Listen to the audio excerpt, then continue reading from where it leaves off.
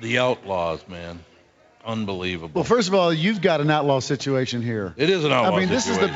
This is the biggest thing I've ever seen, to come in and do a morning guest spot on a radio show and walk into an auditorium full of people already drunk and ready to roll and tearing this place up. And it's easy for me to come down this early because I'm in the room above and I couldn't sleep. Yeah, that'd do it. Yeah, I suppose that would do it. A big fan of all you guys back from those days. Bill Hicks, obviously, Yep. and Sam Kinison. I mean, you go down the list. You guys were unbelievable. How did that happen? Started at a very small club in Houston, Texas. Houston, Texas. So I was sleeping in my car, and I had my guitar, and I used to stay by Rice University, and I would busk all day. And then I would go eat at McDonald's, shower in the bathroom, and then go to stand-up every night. And I met Sam and I met Bill and all these other guys who were doing stand-up for the very first time also. We became very close. We supported each other each night. There was only 12 comics. We had to do 15 minutes a night. And within a year, we all turned into our voices and moved on to Los Angeles and slept in our cars there. Yeah, drove out together, right? Yeah, we just started this process of promising that we would always be true to ourselves and be true to the art. And you know you've made it when you're sleeping in somebody else's car. Yes, you moved up a notch. A very, very big moved deal. Up a notch. Yep, that is another level. It was kind of sad. The Outlaw thing is a hell of a title, but the Outlaws shouldn't die young, man. Oh, no, but, that's life. I mean, we all know. You go for that dream, you do it with all your heart, and everybody's got different timing to it.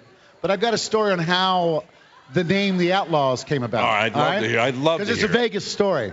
Wonderful. All right, so Sam Kinison and I were doing our tour for 2 years. We came to Vegas and we took our best friends, all the people that had ever taken care of us early on. They were comedians. So we put them on the show, and we came here on our tour bus. We all brought guns with us because we owned guns, but we'd never shot them. Well, it's Houston, Texas. I mean, no, this was out here in L.A. No, but I mean, you had guns from the time you were a little exactly. kid. But we never got to shoot them. So we brought our guns in the tour bus, came out here, went out to the middle of the desert, and fired all day long. Then that night was, I think it was January 17th, because it was Elvis's birthday or the anniversary of his death, one of the two. Well, he was born on January 8th, and he died on August 17th. Okay, so it was January 8th. Yeah, all that's his birthday. So that's the night. So Sam came to all of us that night and said, everybody has to have an Elvis joke, and then when we meet up for the show, we're going to walk through the showroom together before the show starts, but everyone pack your gun. So we got to feel what the Rat Pack must have felt like. Yeah, exactly. To walk through the casino with a gun and security guards. Absolutely. So we all did our shows, and when we got done, there was probably 40 of us in the dressing room at the old Dunes Comedy Club. Absolutely. They had an old television back there in the back. So when we were hanging out, we were supposed to do an interview with a gentleman named Bill Delaney, who was the biggest interviewer here in town. He had done the Rat Pack all the way on. Right. So this was the mid-'90s or so. So Sam goes, hey, there's that old TV.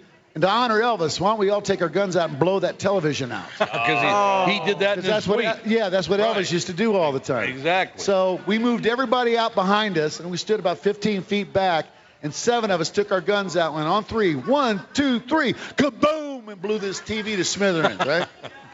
Just at that point, Bill Delaney opened the door and said, what the hell's going on in here? So the next morning, he came in, we interviewed us. The next morning, they said, you got to see this show. Sam Kinison and the Outlaws of Comedy are in town. And that's how we got the name, from blowing the television show up. My dad raised me on comedy albums. Yep. So, like all of us, it was all the Bill Cosbys and all the Richard Pryors and stuff. When I got about 10, 11, he turned me on to Richard Pryor. Oh, phenomenal. So in 1981, Mitzi Shore, that's Paulie's mom, she came to me and she goes, Carl, I want you to do me a favor. When Richard Pryor comes in to work out, I want you to be his assistant.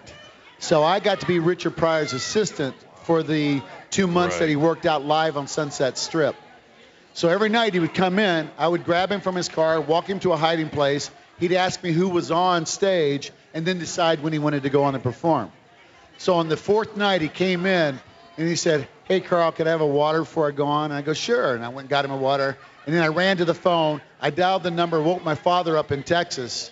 I woke him up. I go, Dad, I'm sorry for waking up, but I just want you to know Richard Pryor knows my name. And I hung up and I ran off. Hilarious. That was an era where comedy changed completely. Whether it was Richard Pryor and then you guys came along. Right. And comedy changed forever because a lot of social commentary. Yeah. Whether it was from Richard Pryor or you guys or whatever the situation was.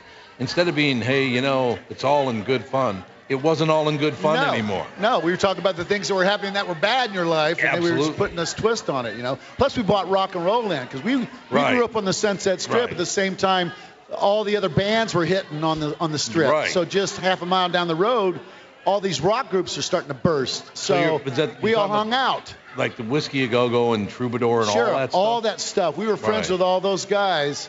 And it was funny because we made it out right 86, 87. By that time, everybody had a whistle when they talked because of the deviant septums, You might do a little cocaine maybe.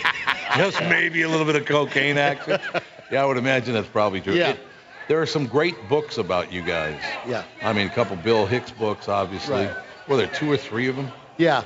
And there's another book out now about it's another article that just came out about the house behind the Comedy Store where all the comics used to live. Oh, yeah. So Mitzi owned the house. Oh, God. And so at one time, that's how I met Louis Anderson. He was my roommate. Really? Yeah. Louis had the basement of this mansion. It was owned by Raymond Burr back in the 50s. Okay. So it was like 10 rooms. And for $150, she would rent you a room, and that's how you survived in L.A. And how much was she paying you a night? $100 a week. $100 a week, and then got $150 of it back. Yes, exactly. Oh, man. Yeah.